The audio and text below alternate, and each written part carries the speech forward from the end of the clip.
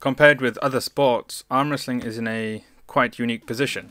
Most other sports have been around for longer and so have an understanding of natural ability versus enhanced ability in the spread of their athletes. The other newer sports tend to not be so strength or power focused, and so things like anabolic steroids are not quite so explicitly useful, although of course PEDs work for most sports in some way or another. But arm wrestling is a fairly new sport, in its current state at least. There have of course been people arm wrestling for a very long time, but the specific organised sport of arm wrestling as we have it today began in the 1950s, so it doesn't even have 100 years behind it. And then anabolic steroids were synthesized in 1935 by the Germans, and the use of this became widespread among athletes, or at least more publicly known about, during the 1954 Olympics, where Russian athletes were reportedly given testosterone in its base form. Soon after, of course, everybody realized the benefits and began their own usage, until the 80s, where anabolic steroids became almost mainstream and used among the general public, not only by professional athletes. So then with these dates, 1935, 1950, 1954 and 1980, we can see that essentially arm wrestling in its current state has never really had a period of existence without the presence of drugs.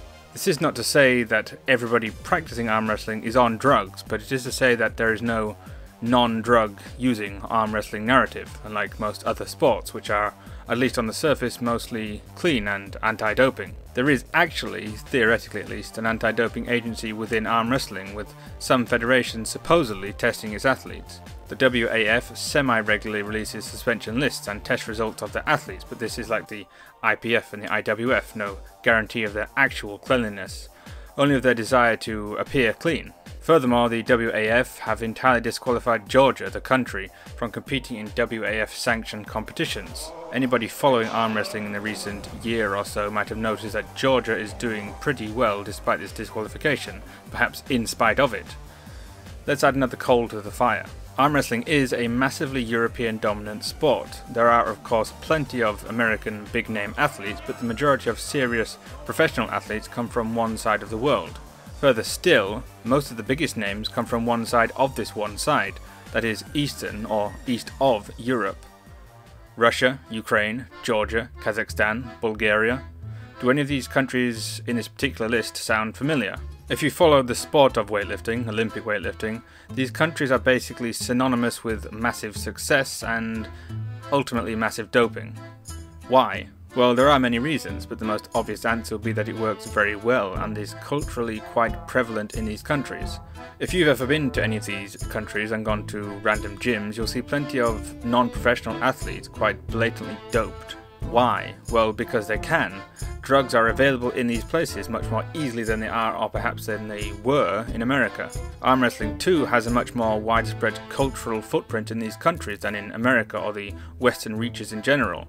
You have substantial clubs in most cities in most countries, you have national teams in most countries, and entire gyms of children to be processed into athletes in Kazakhstan. Mindset too. In the West, people see themselves as much more pure and honest individuals, and drugs as a vice. It's cheating and it's morally wrong. But in other parts of the world, drugs, especially these drugs, are simply another tool in the arsenal of successful training. Then how does America produce its own big athletes without the luxuries of these East of European mindsets? Well, by making friends with and adopting these mindsets. Perhaps I've spent too much time inside these industries, but I am not alone, and there are plenty of people who feel the same way about this. It is amazing to me, and others at least, that people can look at some of the top athletes of today and still attempt to form an argument as to why they are actually entirely natural. They just have superior work ethics, training regimens, genetics, etc., etc. Is it not more likely that they have simply adopted the things that work well? Of course, I'm not trying to promote or denigrate doping in sports, simply addressing the way that it is. But my point is that arm wrestling as a professional sport has very, very shaky grounds to stand on in regards to being a natural tested sport. It is already pressing far beyond the realms of remaining commercially or professionally viable with strict, accurate anti-doping protocols in effect. The top athletes, the ones that people watch, the ones that bring in the money for the sport to continue, are they pursuing anti-doping leagues? Are Devon, Levan Saginashvili, Michael Todd, Larry Wheels, Hermes Gaspari, etc., trying to compete in the WAF? Not last time I checked. So then, is the future of arm wrestling on drugs? Quite possibly. It has reached a point where to turn back now may be more harmful than to proceed. Should it be? Well, that's an entirely individual question, but as a fan you need to remember that even without drugs, the best of any sport will always be better than you, unfairly even due to genetic advantages, training advantages, etc. Sports have always been inherently unfair and unbalanced, but was that not the purpose of professional sports? To sort and present the peak performances within events. Would you watch or pay to watch an average person doing things that you or any other average person could do quite easily? What would be the point? You could just go out and do them yourself. But the problem that most directly affects me and you, non-top level athletes, is that through the majority of samples to draw information from, having a lack of non-doped figures available, and the sport itself being relatively young, makes it very difficult to create effective models of training for the non-enhanced athletes to follow. The best athletes are very rarely the best sources of globally applicable information for a few reasons. They are typically the best athletes because they are genetically built in a way that performs better in that sport. This means that what they need to do to improve will not be exactly the same as what another person with a different genetic makeup needs to do. Also, drugs. You can get very, very far with drugs on a terrible training plan. Drugs essentially transform the body into a state where pretty much anything that could work does work. Even things that don't work for the non-doped athlete can work for the doped.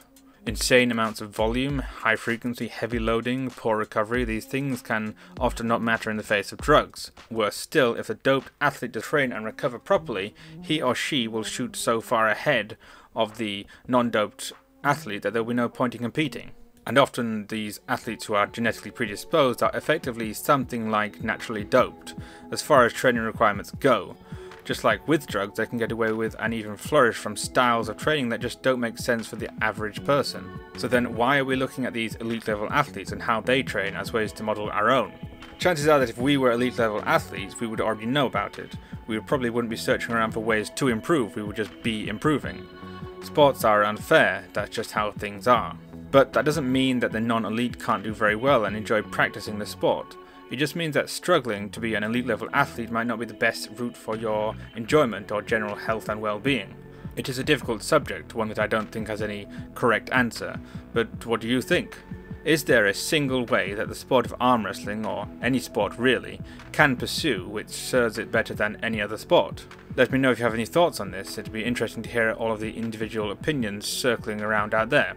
Oh, make sure to like the video so it gets ranked better in the algorithm. Subscribe too while you're down there, it's that red button just below me somewhere. And hit the bell so you'll know when I release another video like this one. But other than that, I'm about done, so I'll see you next time.